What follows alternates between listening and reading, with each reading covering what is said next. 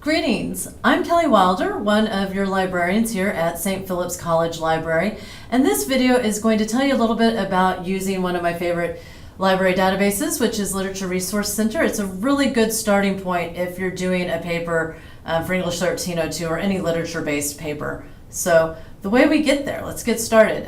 Library databases. You click on Library Databases, which is right under Library Resources. And to get there, I'm going to click on L here.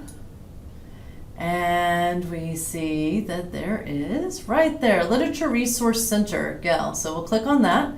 And since I'm here on campus, it's going to let me go straight into the database. Were you off campus or anywhere else, it's going to ask you to log in. Your login username is your ACES ID and your password is your banner ID. It will actually tell you that on the prompt, and that should get you right to the database. If you have any difficulty with that, please contact us here at the library and we can get you set up. Sometimes it's just a matter of re-entering you into the system. So here we are. We're looking at Literature Resource Center, kind of cool. And when you start searching Literature Resource Center, there are a few tips and tricks that will make life a little bit easier for you.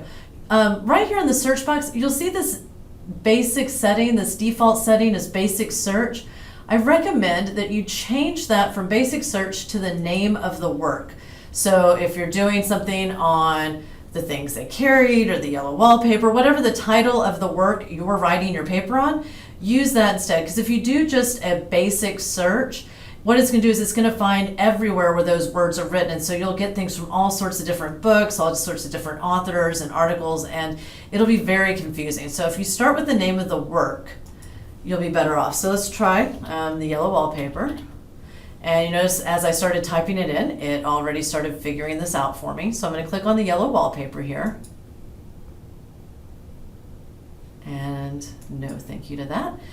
And you'll immediately see a bunch of literature criticism pops right up. As a matter of fact, 43 articles that are specifically on the yellow wallpaper are right here. Now, keep in mind that you can find different types of content. So this is literature criticism, but let's say that you wanted a biography on the author. Well, then you would come over here where it says biographies, and you would go to the article that's a biography of the author. You can also go to topic and work overviews. These are going to be things that kind of talk about like the basic elements of literature, like plot devices, themes, symbolism, things like that.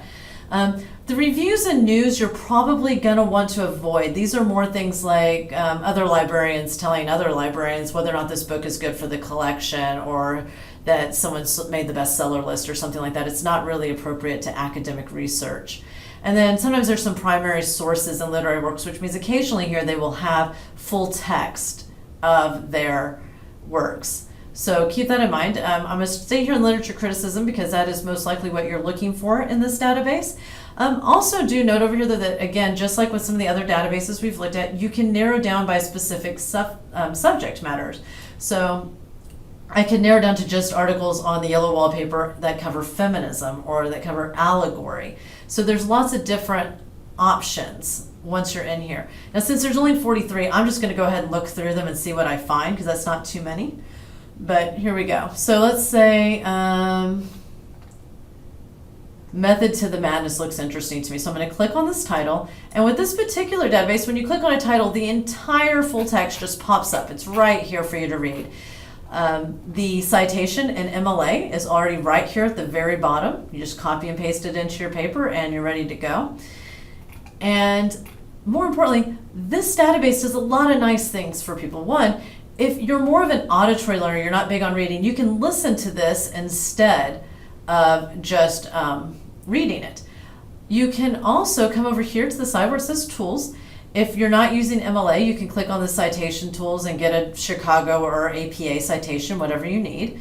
You can come through here and you can make highlights and notes right on this page. So I can actually click it and click highlight and make a note on it. I can also send this to my Google Drive or to my OneDrive. I find that particularly helpful because if you do send to a Google Drive, it will actually send it to you with all of the highlights that you've made, which I think is kind of awesome. You can also print it, of course. You can download it. You can share it. And you can translate these articles. So if you read more comfortably in a language that's not English, you can change it to one of these other languages here. They don't have every language in the world, but they have quite a few. And that's a good way to get yourself some extra help if you need that. Now, my personal recommendation, as if you watched any of my other videos, I always say this, it is better for your brain to gather information in one setting and then later read and synthesize your information in another setting. That way your brain is just focused on one task. So instead of looking at this article and reading the whole thing, I would just give it a glance and then either send it to my Google Drive or my OneDrive or to my email. I can click here and do email and send it to myself. And you can send it to any email. It doesn't have to be your school email. It can be your Gmail, your Hotmail, whatever you use. I can leave myself a message if there's something I want to remember about this article in particular. And then when I send it, it's going to send me the full text of this article just like it is right here. And again, it will still have this wonderful source citation. So that's a little bit about searching. Now, sometimes if you're searching a work that's a little more obscure, that maybe is not as well known, you might have to switch from the name of the work to the person that wrote it, the person by or about, and you might be able to find some good biographical sources on that person. You might find that that particular author uses a lot of the same themes.